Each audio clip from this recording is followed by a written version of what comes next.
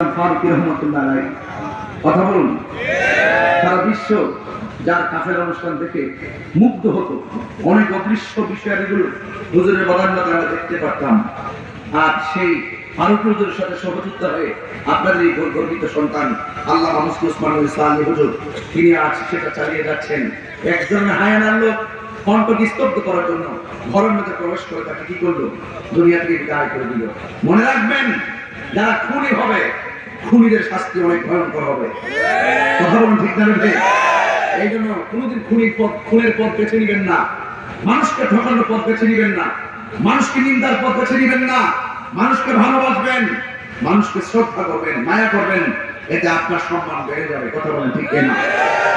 আল্লাহ রাব্বুল আলামিন কোরআন কারীমের মধ্যে বলেছেন, এত নিয়ামত তোমাকে দিলাম, এত কিছু তোমাকে দিলাম, এত কিছু অবলোকন করাচ্ছি, আকাশ দিয়েছি, জমিন দিয়েছি, দিনে চলার জন্য সূর্য দিয়েছি, রাতে চলার জন্য চাঁদ দিয়েছি, বৃষ্টি দিয়েছি জমিন উর্বর করার জন্য।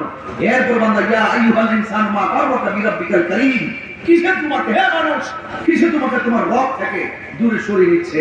এই জন্য আল্লাহ রাব্বুল আলামিন বলছেন যে কিসে তোমাকে দূরে সরিয়ে নিয়ে যাচ্ছে, তোমাকে কিসে ঢুকাই ফেলে দিচ্ছে, তোমাকে এত নিয়ামত দিয়েছি, ফাবিআইয়ি আলাই রাব্বিকুমা তুকাযযিবান, তোমাকে এত নিয়ামত আমি দিয়েছি, কিসে তুমি কোন নিয়ামতকে অস্বীকার করবে? কাইফা তাকফুরুনা বিল্লাহ, তুমি কিভাবে তোমার রবকে অস্বীকার করছো?